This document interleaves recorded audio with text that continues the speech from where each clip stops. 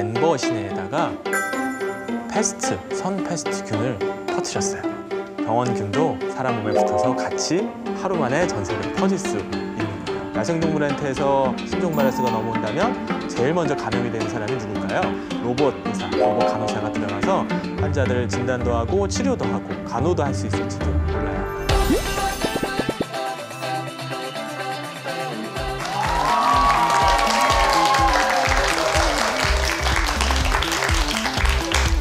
네, 안녕하세요. 안녕하세요.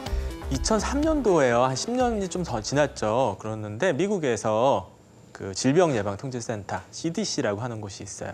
거기서 덴버 시내에다가 선 페스트균을 퍼뜨렸어요. 네, 흑사병을 일으킨 균하고 똑같은 균이에요. 물론 진짜로 한 거는 아니에요. 시뮬레이션으로 가짜로 그렇게 되면 어떻게 되나라고 한번 시험을 해봤어요.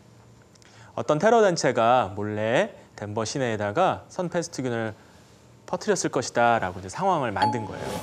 어떻게 됐을까요? 네, 난리가 났어요. 하루 만에 783명의 환자가 생겼어요. 그 환자들이 병원으로 몰려가기 시작했어요. 이틀이 지나니까 덴버 시내에서 일본이나 영국으로 간 사람들이 있어서 영국과 일본에 패스트가 퍼지기 시작했습니다. 3일이 지나니까 덴버 시내 모든 병원의 병실이 꽉 차서 더 이상 환자를 받을 수 없습니다. 입원을 할 수 없습니다. 라는 상황이 벌어졌고요. 나흘이 지나니까 전체 3,700명이 감염이 되고 2,000명이 죽는 그런 결과가 나왔어요. 아주 심각하죠. 사람들의 걱정과 공포가 극도로 커지게 됐어요. 일종의 공황 상태에 빠지게 된 거죠. 길에 돌아다니는 개나 고양이가 병을 옮긴지도 모른다라는 유언비어가 퍼지면서 아무 죄도 없는 개나 고양이를 막 도살하기 시작했어요. 병원에 있던 의사나 간호사들도 자신이 전염이 될까 봐 걱정이 되고 또 너무 힘들어서 파업을 하기 시작했고요. 시민들은 폭동을 일으키기 시작했어요. 시뮬레이션은 여기까지 끝인데요. 만약에 여기서 더 진행이 된다면 어떻게 될까요? 네, 국가 기능, 즉 정부가 무너지고 사람들이 그동안 생각하고 있었던 착한 생각들 그리고 도덕관념이라든지 신뢰, 약속들이 다 깨지면서 인류가 오랫동안 쌓아 올려왔던 문명이 무너지는 상황이 벌어져요. 에이, 설마 그럴 리가 있겠습니까? 그렇게까지는 안 되겠죠 라고 생각하겠죠? 역사적으로도 이런 일이 있었어요. 지난번에 얘기했지만 14세기 때 유럽에 흑사병이 돌았을 때도 마찬가지였어요. 3명 중에 1명이 죽었거든요. 이런 상황이 퍼지니까 사람들이 나는 언제까지 살지 몰라, 나도 내일 흑사병에 걸릴지 몰라 라고 걱정하면서 막 향락에 빠지고 또 다른 사람들을 무시하거나 혹은 막 돈을 훔치거나 폭동을 일으키거나 하는 일이 많아졌어요. 이런 것을 대유행이라고 해요. 대유행은 흑사병처럼 인구의 3분의 1이나 죽어야만 생기는 게 아닙니다. 전체 인구의 2.5% 정도, 100명 중에 2명이나 3명 정도가 이 병으로 인해서 죽으면 우리가 대유행이라고 해요. 실제로 이런 일이 생겼어요. 어디서 생겼을까요? 비슷한 일이 있었어요. 바로 우리나라에서 몇 달 전에 이런 일이 있었습니다. 메르스 사태 기억하고 있죠? 네. 메르스 사태가 퍼졌을 때 사람들이 불안해하고 걱정하기 시작했어요. 약국이나 병원에 가지고 있던 의약품들도 금방 동이 나서 약국 앞에다가 마스크 없음, 소독약 없음 이렇게 붙여놓는 일도 있었고요. 사람들은 내가 병에 걸리면 어떡하지? 라고 생각하면서 불안해하고 공포심에 떨고 또 많은 사람들이 같이 공황 상태에 빠지는 일도 있어요. 하지만 전염병은 앞으로도 더 많아질 거예요. 세계는 자꾸 좁아지고 있어요. 앞으로 미래에는 한국에서 밥을 먹고 런던에 가서 점심을 먹고 뉴욕에 가서 저녁을 먹는 세상이 올지도 모르죠. 물론 아주 멋지고 환상적인 일이지만 그런 일이 벌어지면 병원균도 사람 몸에 붙어서 같이 하루 만에 전 세계로 퍼질 수 있는 거예요. 그래서 예전에는 한 지역에서 병원균이 발생하고 전염병이 생기면 그 지역을 이렇게 방역을 하고 사람들이 못 나가게 격리를 하면 다른 지역으로는 잘 퍼지지 않았지만 앞으로는 그런 것을 막는 것이 아주 어려워질지도 몰라요. 과학자들은 앞으로 전염병이 많아질 것이라고 이미 예측을 하고 있어요. 그래서 그거에 대한 여러 가지 대책을 세우고 있습니다. 잠깐 영상을 볼까요? 매년 수십만 명의 사람이 독감 바이러스에 감염돼서 사망하고 있어요. 미국에 있는 질병예방통제센터 CDC라는 곳에서는 어느 지역에서 독감이 발생하면 그것을 미리 예보하고 또 이쪽으로 퍼질 것입니다 라고 알려주기도 해요. 그런데 CDC보다 더 빨리 독감이 퍼질 것이라고 예측한 회사가 있었어요.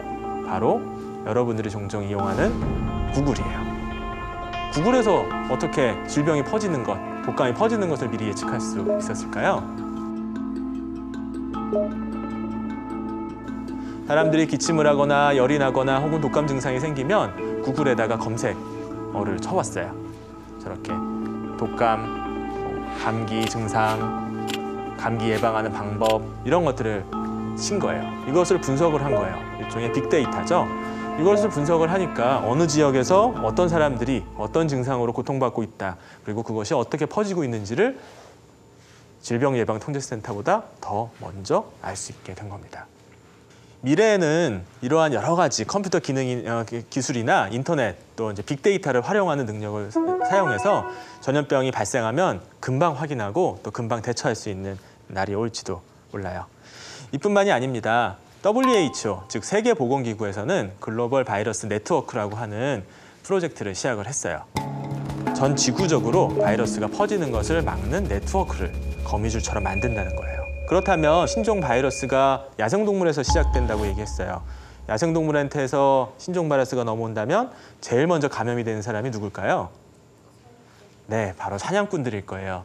그래서 전 세계에 있는 사냥꾼들을 다 연결을 하는 거예요. 네트워크를 만들어가지고 사냥꾼들에게 어떤 병이 생기거나 어떤 증상이 생기면 그것을 바로 연결을 하는 겁니다. 그리고 사냥꾼들이 피를 뽑아서 그것을 이 GVN, 즉 글로벌 바이러스 네트워크라고 하는 기구에다가 보내요. 그러면 검사를 해서 신종 바이러스가 생긴 것 같다 하면은 이제 학자들이나 의사들, 과학자들이 이제 그쪽으로 출동을 해서 무슨 일이 생긴 거지라고 조사하는 이런 프로젝트예요.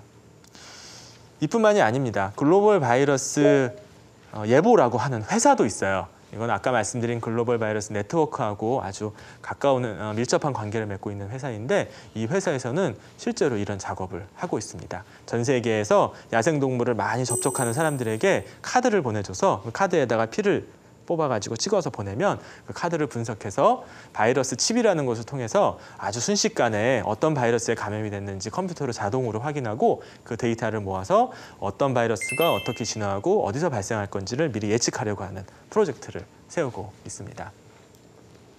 또한 미래에는 로봇 기술을 이용해서 바이러스에 감염된 환자들 또 바이러스에 감염됐을지도 모르는 지역에 대한 접근을 할 수 있을지도 몰라요. 로봇 의사, 로봇 간호사 얘기 들어본 적이 있나요? 네. 가까운 미래에 기술이 많이 발달하면 전염병이 퍼져서 사람이 직접 접근하기 어려운 곳에 로봇 의사, 로봇 간호사가 들어가서 환자들 진단도 하고 치료도 하고 간호도 할 수 있을지도 몰라요. 어떻게 될지는 몰라요. 아마 여러분들의 역할이 아주 중요하다고 생각합니다. 네, 오늘 강의는 여기까지입니다. 그동안 5번의 강의를 통해서 여러분들과 인류와 전염병에 대해서 여러 가지를 이야기 많이 했는데요. 어떻게 도움이 되었나요? 네, 그래요. 앞으로 20년 후에 여러분들이 어른이 될 때는 세상이 전염병으로 좀 더 자유로워질 수 있도록 여러분들이 열심히 공부도 하고 또 노력도 하고 개인 위생도 잘 지키고 환경도 잘 보호하면서 아름다운 세상을 좀 만들었으면 좋겠습니다. 네, 이상으로 인류와 전염병에 대한 강의를 모두 마치도록 하겠습니다. 감사합니다.